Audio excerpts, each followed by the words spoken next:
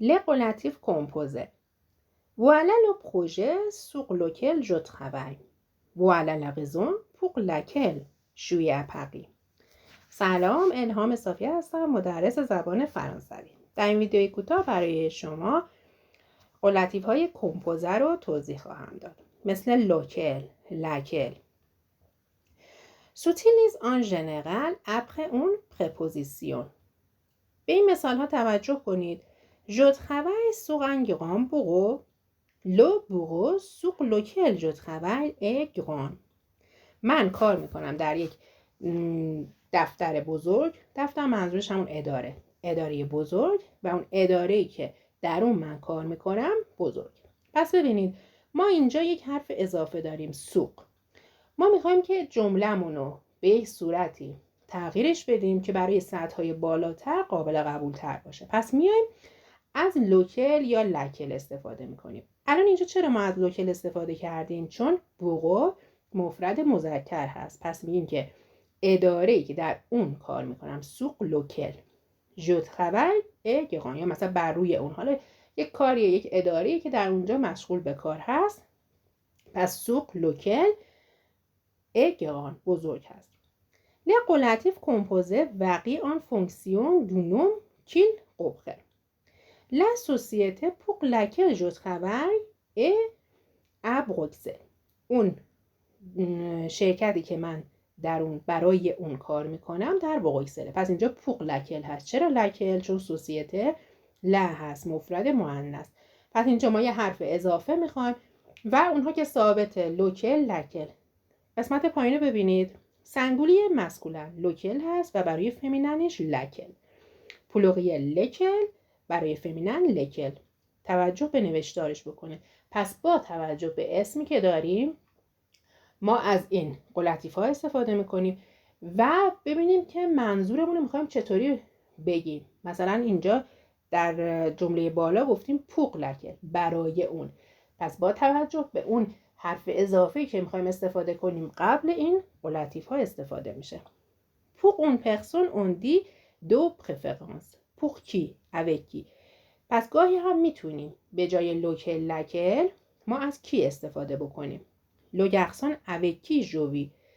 اون پسری که من با اون زندگی میکنم. Le garçon avec qui je vis. ببینید به جای لوکل کی گذاشته. اوکل که اوکل اول برای مفرد مذکر، دومی جمع مذکر. Sont des relatifs contractés avec a. خب کنترکته یعنی این که ما میایم حرف اضافه ا رو با اون آرتیکل بعدیمون با هم کنترکته میکنیم. مثل وقتی که میگفتیم ژوه او سینما. این او از کجا اومده بود؟ ا پلوس لو برای سینما بود، آرتیکلش بود. پس میگفتیم او. ولی گاهی هم با هم ادغام نمیشد. مثل میگفتیم که ژوه الا پیسین، به همین صورت نوشته میشد. j'ai pensé à un cadeau pour Max. من به یک کادو برای مکس فکر میکردم. quel est le cadeau auquel tu as pensé؟ چه کادوییه که تو به اون فکر میکردی؟ پس ببینید اینجا اوکل همون لوکل هست. لوکل هم به خاطر کادوه چون که مفرد مذکره. پس کل لوکادو کدوم هست؟ چی هست اون کادوی؟ اوکل، به اون تو اپانسه فکر میکردی. خب باز ببینید سنگولی مسکولن اوکل، برای فمینن الکل که دیگه ادغام نمیشه. پلوریل اوکل و برای فمینن هم اوکل، ولی ببینید آخرش رو کل برای مؤنث. دوکل دکل sont des relatifs contractés avec deux associés à une préposition. à côté دو، à cause دو. پس وقتی که این عبارت رو داشته باشیم و دو در اون باشه ما میم از دوکل دکل استفاده میکنیم. j'habite près d'un musée. من زندگی میکنم نزدیک یک موزه. le musée près duquel j'habite est le musée گیمه. اون موزه‌ای که نزدیکش من زندگی میکنم اسمش این هست، اسم اون موزه. پس ببینید près دو بوده، نزدیک اون. مسکولن سنگولیه دوکل، برای فمینن دولکل، پلوریل دکل و برای فمیننش دکل. دوکل est toujours précédé d'une préposition comparée. دوکل میگه همیشه دنبال میشه با یک حرف اضافه. لوموزه دون ژوپر. دوستان اون قلتیف هایی مثل دون، کی، کو و او رو میتونید در یک فیلم آموزشی دیگه در همین کانال ببینید.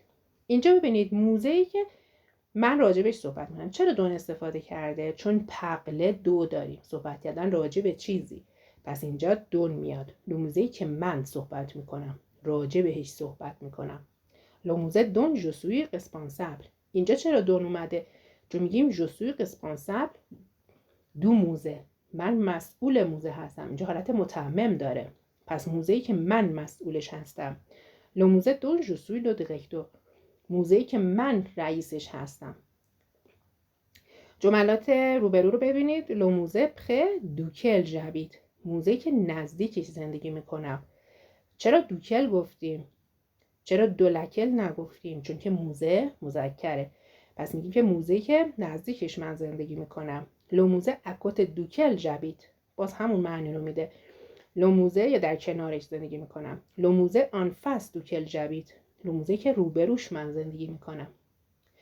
خب دوستان، امیدوارم که این ویدیوی آموزشی هم مورد توجهتون قرار گرفته باشه. لطفاً لایک کنید، سابسکرایب کنید، کامنت بگذارید. اگر گرامری مد نظرتون هست حتما برام توی کامنت ها بنویسید تا ویدیوی آموزش بعدی برای شما باشه. ممنون از شما.